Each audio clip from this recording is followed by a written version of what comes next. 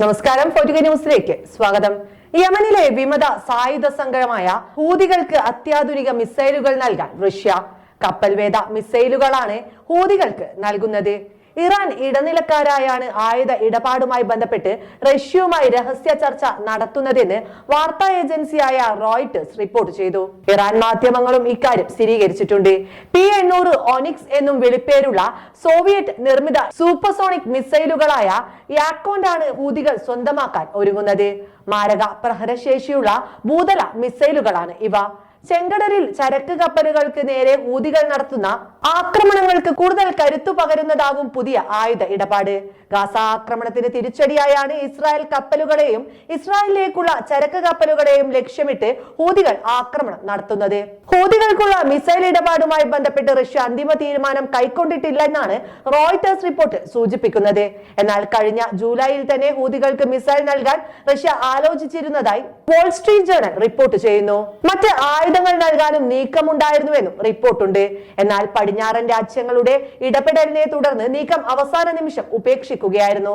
അതേസമയം ഇറാനാണ് ആയുധ ഇടപാടുമായി ബന്ധപ്പെട്ട ചർച്ചയ്ക്ക് മേൽനോട്ടം വഹിക്കുന്നതെന്ന വിവരം ഇതാദ്യമായാണ് പുറത്തുവരുന്നത്. ഈ വർഷം 2 തവണ ഹൂതികളും റഷ്യൻ പ്രതിനിധികളും ഇറാൻ തലസ്ഥാനമായ തെഹ്റാനിൽ കൂടിക്കാഴ്ച നടത്തിയിരുന്നതായാണ് വിവരം.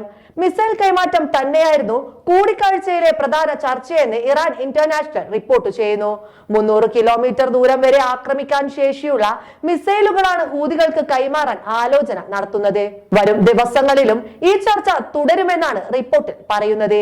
ഇസ്രായേലിന്റെ ലെബനാൻ ആക്രമണത്തിന്റെ പശ്ചാത്തലത്തിൽ ആയുധ ഇടപാടിന് കൂടുതൽ പ്രാധാന്യം ഏറുകയാണ്. റഷ്യ ഹൂതികൾക്ക് യാക്കോൻ മിസൈലുകൾ നൽകിയാൽ അത് മേഖലയിലെ സുരക്ഷയെ ഒന്നാകെ ബാധിക്കുമെന്നാണ് അന്താരാഷ്ട്ര ബാലിസ്റ്റിക് മിസൈൽ വിദഗ്ധനായ ഹാബിയൻ ഹിൻ ഹാരിസ്റ്റിനോട് പറഞ്ഞത്. ഹൂതികൾ ഇതുവരെ ഉപയോഗിച്ച മിസൈലുകളെക്കാൾ പ്രഹരശേഷിയുള്ളതാണ് P-800. എന്നാൽ പശ്ചിമേഷ്യയിലെ US നിരീക്ഷണം കടന്ന് എങ്ങനെ മിസൈലുകൾ ഹൂതികൾക്ക് കൈമാറാനാകുമെന്നാണ് ഹിൻഡ് സംശയം ഉയർത്തുന്നത്. ഇതിനു പുറമെ മിസൈലുകൾ ഉപയോഗിക്കാനുള്ള പരിശീലനവും സംഘത്തിന് നൽകേണ്ടതുണ്ടെന്നും അദ്ദേഹം ചൂണ്ടിക്കാട്ടുന്നു. അതേസമയം ഹൂതി ഭീഷണിയിൽ കഴിഞ്ഞ നവംബർ മുതൽ ചെങ്കടൽ വഴിയുള്ള ചരക്ക് ഗതാഗതം സ്തംഭിച്ചതോടെ അന്താരാഷ്ട്ര വ്യാപാര രംഗത്ത് ശതകോടികളുടെ നഷ്ടമാണ് റിപ്പോർട്ട് ചെയ്യുന്നത്. ചെങ്കടൽ പാത ഒഴിവാക്കി എത്രയോ ദൂരം ചുറ്റിത്തിരിഞ്ഞാണ് ഇപ്പോൾ കപ്പലുകൾ ഇസ്രായേലിൽ എത്തുന്നത്. ഇതോടെ ഉപരോധം മറ്റ് സമുദ്രപാതയിലേക്കും വ്യാപിപ്പിച്ചിരിക്കുകയാണ് ഹൂതികൾ. ഇന്ത്യൻ മഹാസമുദ്രം വഴിയുള്ള ചരക്കു ഗതാഗതത്തിനെതിരെയും ഹൂതികൾ ഭീഷണി മുഴക്കിയിട്ടുണ്ട്. അദാനി, അംബാനി കമ്പനികൾ ഉൾപ്പെടെ ഇത് വലിയ തോതിൽ ബാധിച്ചിട്ടുമുണ്ട്. ഈ മാസം ആദ്യത്തിൽ മധ്യ ഇസ്രായേൽ ലക്ഷ്യമിട്ടും ഹൂതി മിസൈൽ ആക്രമണം നടത്തിയിരുന്നു. ലൂദിലെ ലെബൻ ഗുരിയോൺ അന്താരാഷ്ട്ര വിമാനത്താവളത്തിന് തൊട്ടടുത്താണ് മിസൈൽ പതിച്ചത്. ഹൈപ്പർസോണിക് മിസൈലാണ് ഇതെന്നാണ് ഹൂതികൾ അവകാശപ്പെടുന്നത്. അതിർത്തി കടന്നുള്ള ഹൂതി ആക്രമണം ഇസ്രായേലിനെ ഞെട്ടിച്ചിരുന്നു.